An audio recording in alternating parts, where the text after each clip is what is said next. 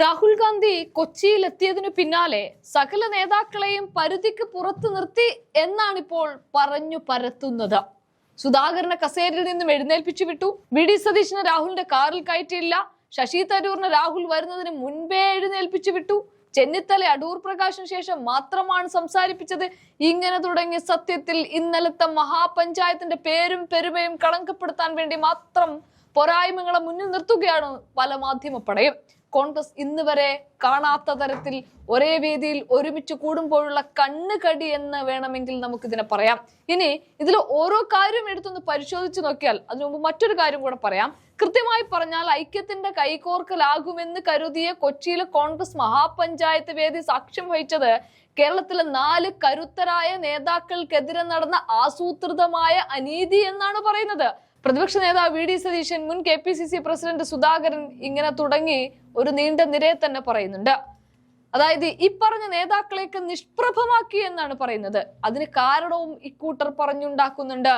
വേണുഗോപാലിന് അഥവാ KC വേണുഗോപാലിന് കേരളത്തിന്റെ അമരക്കാരനായി വാഴിക്കാനുള്ള high command നീക്കമാണ് കൊച്ചിയിൽ അരങ്ങേറിയതാണ് എന്നാണ് ഇക്കൂട്ടർ ഇപ്പോൾ പറഞ്ഞു വെക്കുന്നത്.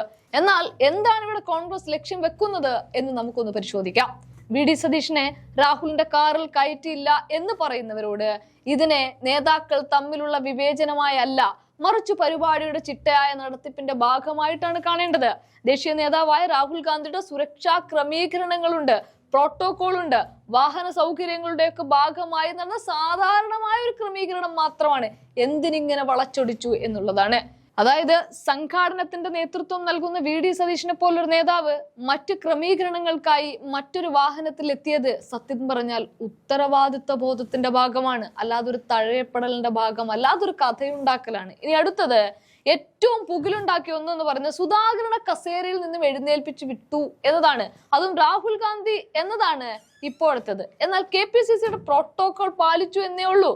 അങ്ങനെ സണ്ണി ജോസഫിനെയാണ് KPCC പ്രോട്ടോകോൾ അനുസരിച്ച് അവിടെ ഇരുത്തേണ്ടത്. അതിനുവേണ്ടി രാഹുൽ ചെയ്തത് സത്യം പറഞ്ഞാൽ അദ്ദേഹത്തോടൊപ്പം സംസാരിച്ചു, ചേർത്ത് നിർത്തി, അതിനൊക്കെ ശേഷം മാത്രമാണ് ആ കസേര ഒന്ന് മാറ്റിയത്. അത് ഒരു പ്രോട്ടോകോൾ മാത്രമാണ്. ഇനിയുള്ളത് തരൂരിനെ അവഗണിച്ചു എന്നുള്ളതാണ്. രാഹുൽ വരുന്നതിന് മുൻപേ തന്നെ തരൂരിനെ പ്രസംഗിപ്പിച്ചു വിട്ടു എന്നത് സത്യം പറഞ്ഞാൽ ലോക പ്രശസ്തനായ ശശി തരൂരിനെ പോലൊരു നേതാവിന് വേദിയിൽ അർഹമായ പ്രാധാന്യം നൽകിയിട്ടുണ്ട്. പരിപാടിയുടെ തുടക്കത്തിൽ തന്നെ അദ്ദേഹത്തിന്റെ പ്രസംഗം ഉൾപ്പെടുത്തിയത് സദസ് ഏറ്റവും ആവേശത്തോടെ ഇരിക്കുന്ന സമയത്ത് തന്നെ അദ്ദേഹത്തിന്റെ പാണ്ഡിത്യത്തെ പ്രയോജനപ്പെടുത്താനാണ്. രാഹുൽ ഗാന്ധി എത്തുന്നതിന് മുൻപേ തന്നെ അദ്ദേഹത്തിന്റെ ആശയങ്ങൾ പ്രവർത്തകരിലേക്ക് എത്തിക്കാൻ സാധിച്ചത് സമയക്രമീകരണത്തിന്റെ വിജയം കൂടെയാണ്. കോൺഗ്രസിനെതിരെ നിരന്തരം ആശയപരമായി യുദ്ധം ചെയ്തിരുന്ന തരൂർ ഇതാ BJPയിലേക്ക് പോകുന്നു എന്നൊക്കെയായിരുന്നു മുൻപ് മാധ്യമ വാർത്ത എങ്കിൽ അവിടേക്കാണ് ഇപ്പോൾ കോൺഗ്രസിന്റെ ഒരു ഔദ്യോഗിക ചടങ്ങിലേക്ക് തരൂർ എത്തിയത്.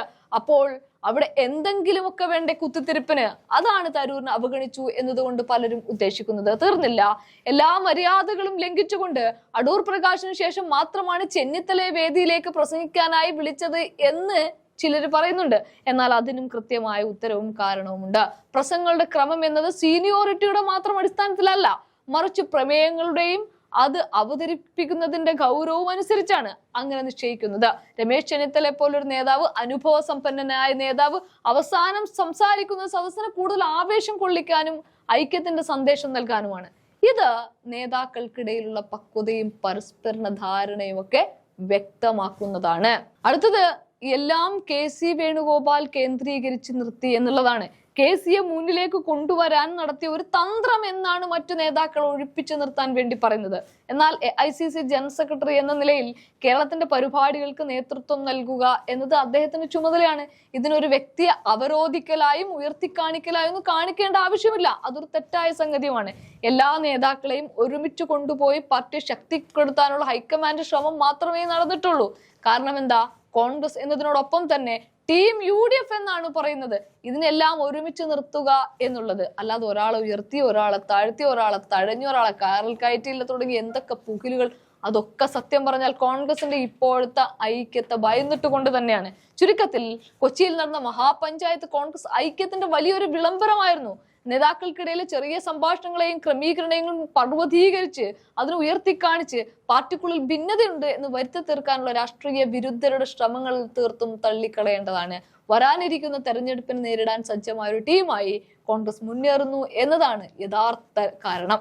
അതിനെ ഭയക്കുന്നവരും പടച്ചിടുന്ന കഥയാണ് ഇത്തരത്തിലുള്ളതെല്ലാം.